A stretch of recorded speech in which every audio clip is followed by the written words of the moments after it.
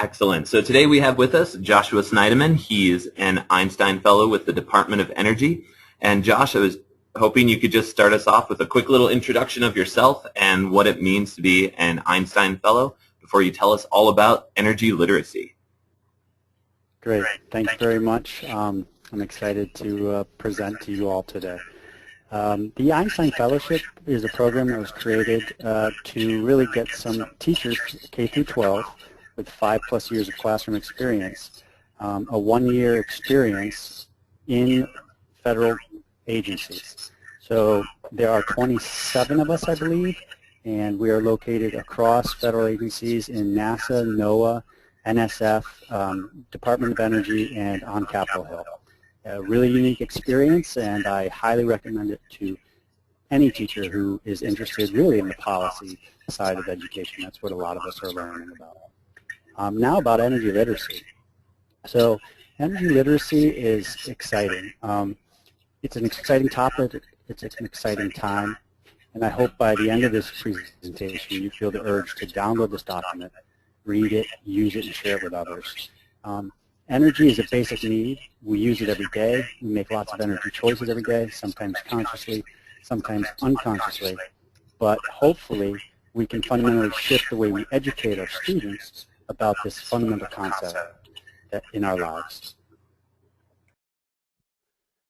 There's been some previous literacy work done through the other literacy programs, the earth science literacy, ocean literacy, climate literacy, and atmospheric science literacy, and now energy literacy. And so the DOE's literacy project is actually building off of and improving on the model established by these prior literacy programs. Here's where you can download the document. You have a link there, and this is what the cover of the energy literacy document looks like. The essential principles and fundamental concepts for energy education, which we call the energy literacy framework. Clearly, I mean, it makes a lot of sense that if you understand energy in a holistic way, not just the physics of energy, but if you understand the fundamental concepts and underpinnings of energy and its use in society, that'll lead you to making better decisions and promoting national security through energy independence, more sustainable use of energy, reducing environmental risks and impacts created from energy choices, and of course you can save money. And it's interesting, I think President Obama in his book The Audacity of Hope wrote, "A nation that can't control its energy sources can't control its future." I would add to that, a nation that doesn't understand its energy choices won't make good choices for its future. And what we know is that through studies done at universities, that the American public considers itself highly literate in energy. About 75 to 80% of people assess themselves as energy literate, but only about 1 in 10 can actually pass a basic energy assessment. So while people view themselves as illiterate, we actually have an illiteracy, a high rate of energy illiteracy in this country. And that's really impacting some of the way people make decisions around energy. And it's one of the core fundamental goals of this talk, of your efforts, of Imagine Tomorrow, is to create the next generation of energy literate citizens who will help promote a more sustainable world. So there's 7 concepts, essential principles, and 48 concepts in the energy literacy framework. This framework was had hundreds of people, over 500 representing 250 offices and organizations, participate in the development of this document. It was approved by 13 federal agencies that make up the U.S. Global Change Research Program. And as such, really, from my perspective as a 10-year middle school science teacher, and it's well written. It's especially in light of Common Core and Next Generation standards, which I'll talk about in a little bit. But the document really looks holistically at energy, where the first 3 concepts are really your earth science, physical science, chemistry, life science concepts. Number 4 is really about the sources of energy and how it's transferred. And then 5, 6, and 7 are really more about the decisions and the civics and the history and how it affects people's lives. So you have an interdisciplinary approach, which could really improve how the contextual understanding students would have about energy, which is one of the main emphasis of the Common Core and Next Generation Science Standards. Here's just the back of the document, which, by the way, you can get 5 free copies just by going to the EERE website, or you could email me, which I'll get you my information at the end of this, and if you need more than 5, I will gladly send you as many as you need.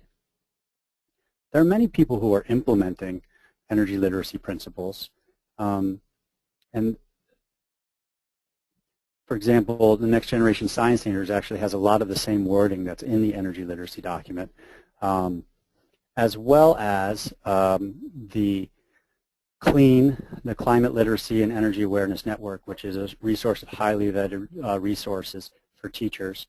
I was actually just recently on their review committee for the new round of resources, and the process that one individual resource goes through to get onto their website it's impressive. Many educators and scientists look at the resources before it is accepted to their database of search, and that gives them a high quality of lessons for teachers. As well, NARA has the Energy Literacy Principles website and search engine, which is really exciting, and I'll be talking about that later as well. National Geographic has Connect, Transform the Future, and there's some cool games in there for younger kids, as well as just a wealth of information for all ages. So now I'm going to talk about each of the principles real briefly, just to kind of give a perspective of how I would like to see them more interdisciplinarily approached.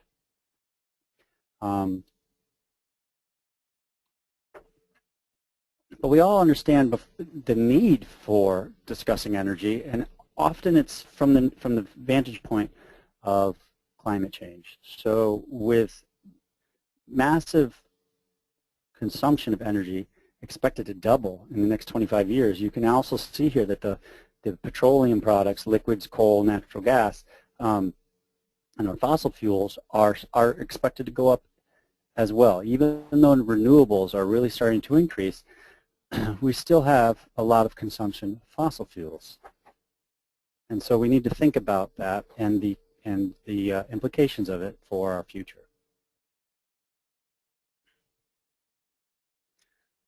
So the Next Generation Science Standards has really elevated the role of energy in our educational system. Energy is now considered one of the cross-cutting concepts that helps bridge disciplinary boundaries. I think this is exciting because it's really where I feel energy could be introduced, and this is my call to action personally, is that energy could be introduced in more classes than just your science class. It's the same way I feel about climate change often, is that in the classroom setting it's always, oh, what's the science teacher doing about climate change? Whereas, what's the science teacher teaching about energy? But really, this is something that affects our lives, and it affects our society, and it affects our local and global communities. So what's the history teacher teaching about energy? What's the English teacher teaching about energy? How's the art teaching about energy? And I know one of my fellow colleagues, who's an Einstein fellow at NOAA, she infuses her art with science, and she has created some of the most amazing projects. So, you know, hand this document to the art teacher, say, let's read this together, and then think about how you can approach energy topics in a team setting. And that's really one of the things that the Common Core Standards is talking about. And it's that we need to have fewer topics that are taught to mastery. And that's what the TIMSS report and the PISA report have highlighted. The countries that are leading in these math and science standards and language standards, they teach to mastery of a concept. And once a student understands what it means to master an idea, they can apply that to anything. But if we just teach a breadth of ideas without ever teaching depth, we haven't really taught students the hierarchy of learning necessary for mastery. As well, we have to have a shared responsibility for students' literacy, right? And there was a study recently that on average across the U.S., only 25% of high school graduates who took the ACT were ready for college level work, and that was in 4 disciplinary areas. So if only a quarter of all graduates, these are not the ones who drop out, these are our graduates, can pass in the 4 main disciplines, we've got a need to work in conjunction and collaboration to really work on literacy efforts.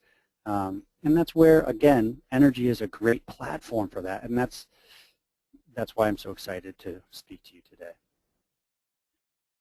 So the first principle is a physics principle. Energy is a physical quantity that follows precise natural laws. It's quite interesting when you think about how energy is lost to heat, especially in an incandescent light bulb. 34 units are lost to heat, where 2 units of energy is used in the light source. A great discussion about energy efficiency could be brought about here. Principle number 2 are the physical processes on Earth and the result of energy flow through the Earth system. Here we have our geologic processes, but I like to think about this one as well. When a natural disaster occurs, do we discuss that in our classroom settings relevant to its impact on society? Is that only done in the science class? Are we discussing the energy issues involved in those situations? Something to think about. And here's a great time for me to talk that each of the essential principles is underlined by fundamental concepts. As you can see in principle number 2, there's 7 concepts that you can break down the principle even a little bit further. And while this is an important document, it's meant, and this is, it needs to be very clear that this document is meant to be a scaffold. It's a framework. It's not meant to be a curriculum, and then it's not a curriculum in any way. The principles are broad, and the fundamental concepts are meant to be unpacked by the teachers. So, and lastly, really, as an educator, I would say you wouldn't want to teach any one principle in isolation. You'd like to teach them all together, so that way a student has a holistic view of energy. Principle number 3 is interesting and fun to teach from the biological perspective, but I also wonder, could you infuse any other class in this? How would you get a history teacher to relate energy consumption to populations, or the change from hunter and gatherer to agrarian, and how that affected the growth of our population, as an example? Here, principle number 4 is that various sources of energy can be used to power human activities, and often this energy must be transferred from source to destination. So this graph here talks about the consumption of energy over time, and again, I would think this leads perfectly to the study if you had an interdisciplinary unit where your English teachers may be reading something from the 1880s or from the Industrial Revolution, and your history teacher is teaching about the Industrial Revolution, and your science teacher is doing a unit on energy. You could all be looking at energy issues through your own lens, but then you're getting a more contextual understanding of energy. Another way you could bring energy into every classroom, of course, is just by having students look at their energy bill. I wonder if high school students have ever looked at their energy bill, if they're aware what their parents mean when they say, turn the lights off when you leave the room, or if their parents understand their energy bill. So I think this would be a great way, and one of my favorite things to do in my classroom was to always find a way to get parents involved in the lessons. And I found that if a student went home and talked to their parent about the science they were learning, and the parents could engage them at a level where they were having a discussion, really interesting things started to happen in terms of the learning from the student perspective. So often one of my homework assignments was, have a conversation at the dinner table about this. And then they just had to come, with a note and say, yeah, we had that conversation. And parents would come to me and say, I really enjoyed talking to my student, or, my son or daughter about what you're learning in science class. And energy would be something that's relevant to the parents as well as the student. This one's really interesting, and again, now we're getting into principles 5, 6, and 7, which are clearly interdisciplinary in their approach. Energy decisions are influenced by economics, by politics, environmental and social factors. I like to think about this one as when we teach how a bill becomes a law, why not teach an energy bill? Let's look at, the Clean Air Act, or let's discuss something that is, we're teaching civics, we're teaching history, we're teaching government, but through the lens of energy. It's a new approach, it's a novel approach, but I think that's what it's called for in really the 21st century of education. The amount of energy used by human society depends on many factors. This is an interesting concept, and it really helps get to the, all of these do, but I think this one really points out that when you're thinking about energy, or when you're thinking about energy literacy, you're trying to educate students to systems thinking. You want them to see from beginning to middle and end all the factors that are involved. And this is one of the critical elements of the standards, is that students need to think of topics in different contexts. And here we're looking at the multiple contexts and multiple factors that are involved in making energy decisions. And then again, the quality of life in individuals and societies is affected by energy choices. This is one of my favorite things to teach in terms of energy literacy, because I believe it connects most deeply with the students. In the 21st century, we all say, global citizen is one of the main core statements in lots of schools' mission statements. Well, what does it mean to be a global citizen?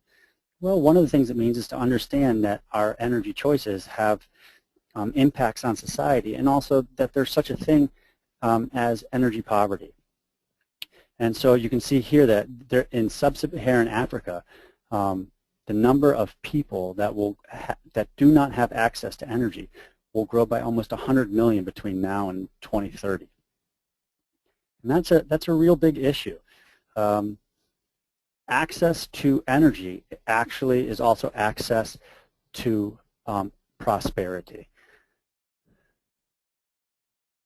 Here you can see that, in that the number of people making less than $2 a day have less than 20% of modern fuels in residential consumption. So they're not using fuels, modern fuels, right? So when you have the ability to access modern fuels, you have the ability to make more money per day, and your quality of living goes up, as do many issues of concern for children and just quality of life issues around the world. So what's the goal here? The goal is to have an energy literate citizen who makes informed decisions and who can participate in the 21st century global economy and global citizenry. And one of the things we need to do that is we need to transform today's energy system in the United States to a sustainable energy system. And we would do that through energy literacy, through what's happening at Imagine Tomorrow, where you're creating that next generation of motivated, critical thinkers about energy issues. Really, I can't say enough about what the competition is doing for the nation in creating energy literate students. The United States produces 25% of the world's carbon emissions. How are we going to go from that to being a carbon neutral country? We've seen in our lifetime, but also we all know about the oil embargo of the 70s, how our national security is vulnerable to our delivery systems of energy. And the last bullet here on the left, 2/3 of energy sources is wasted, and a lot of that waste is just in the form of inefficiencies in the engines, in the transfer, and the release of heat from the incandescent light bulbs. All of these things can be dealt with by the next generation of great minds. And as the Secretary from the Department of Energy, Dr. Moniz, points out, the evidence, the science, is clear and overwhelming that the threat from climate change is real and urgent. This, in his judgment, and it's almost universal judgment of the scientific community. So we need to do something, and Imagine Tomorrow is doing just that. So kudos to all you teachers who are getting involved. So I said this earlier, that most Americans think they know a lot, but they really can't pass a basic quiz. More than 50% of Americans think that the U.S. generates its electricity from pollution-free energy sources. Not true. 90% of Americans do think that schools should teach energy conservation and really take a lead in that. And 88% of Americans think federal agencies should place more emphasis on educating adults to solve energy problems. Here's one of my last slides, and it's really come to me from an article I read, or a paper I read from the AAUW, and it's called Why So Few, and it discusses how our bias, whether we realize it or not, we have these slight biases, and how the words we use and the way we say things is really turning young ladies off to STEM careers. And it's amazing that Imagine Tomorrow has about a 50% of the population of those involved are young ladies, and it has a diverse population of participants, and that's exceptional, and that is the face of our country, and it's really where we need to be going and encouraging more young Latinos and African Americans, Asian Pacific Americans, and girls to STEM careers. So real quick, there's some great resources for teachers, databases of lesson plans that you can use, and here's three of the best: energyliteracyprinciples.org, cleannet.org, and need.org. So the energyliteracyprinciples.org is a matrix of searching by the actual principle. You can see here I'm filtering by topic, and you can filter by one of the 7 essential principles in energy literacy, and they've come up with an 8th one, which is wood-based biofuels. So you can also filter by subtopic or the fundamental concepts. Again, you can filter by grade level, you can filter by resource type, a really powerful engine for finding resources for educators on energy issues. You could also use the NARA website through the matrix here, where you move your mouse over any one of the subtopics that you're interested in learning about, and it will provide you with the educational lesson plans for that. As will Clean. Clean, as you can see on the right-hand side, aligns their energy, aligns their resources to the different principles in the climate literacy document as well as the energy literacy document. And I believe they're coming out in the future with alignment to the next generation science standards. Again, these are highly vetted resources, as I mentioned earlier. Excellent lesson plans and resources for teachers. Our website, eere.energy.gov/education, has a search matrix and also resources on the right-hand side for all sorts of interesting stuff for teachers to use. So come and you can download the activity book. There's a coloring book for younger grades. Please come and take the energy awareness quiz. Lastly, I want to talk about this tool called BITES. This is really, BITES is the Building Industry Transportation Electricity Scenario Tool. And it was originally used to help, excuse me, it was originally used to help legislators make decisions on energy issues. But now we're recognizing it's a powerful tool for educators to help students recognize energy in the classroom as well. So what BITES is you have about 300 different toggle switches. You can see here the blue dots that you can move back and forth, right or left. And then to predict what would be the energy outcome by 2050 if we had more gallons per mile, or if we had more biofuel in circulation. Or you can look at buildings, industry, transportation, or electricity. There's toggles for each one of those, and you create scenarios based on really what would, if the legislation mandated we had X number of gallons of biofuels or miles, you know, efficiency of certain cars or efficiency of electricity or buildings. And then it'll tell you what your reductions in carbon emissions would be in energy use and oil use by the year 2050. Again, it also will create, and this is the most basic graph you could get from it, but it'll give you graphs. Now, I think this is a really interesting teaching tool, not only for energy, but you could use this in math class and as well for graphing. You could also use this as a experimental tool to help teachers, students understand the difference between variables, controls, dependent, independent, So have a student change only one toggle and see what happens, then change a second toggle or something of that nature. You could really talk about the different variables involved. So that's the presentation I have for you. If you email this address right there, energyliteracy@ee.doe.gov, gladly send you documents of the energy literacy framework. As well, if you have any questions or if you think there's a way that I can be of assistance to you, don't hesitate in emailing. Finally, download the document. You can use it. Share it with others if you find it useful, and connect with us on Facebook, or use our hashtag Energy Literacy. Follow our blog, and just glad that you're learning about energy with your teachers and students through the Imagine Tomorrow competition. Thank you very much. All right, thank you, Josh. And before you take off, I was also just interested in hearing a little bit about the program you were talking about that might connect some classroom teachers or classes with scientists. Sure. Mm-hmm. Oh, you want me to put that on? Are we still recording?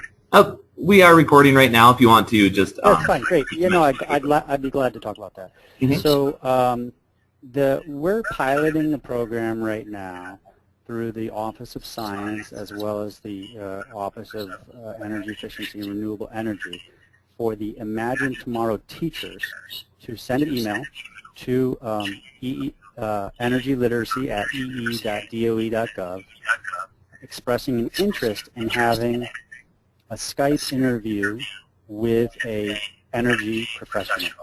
I know biofuels is one of the tracks for the Imagine Tomorrow, so we have lots of resources in terms of professionals, doctors in energy who are studying different aspects of biofuels, and we would love to put you in contact with them.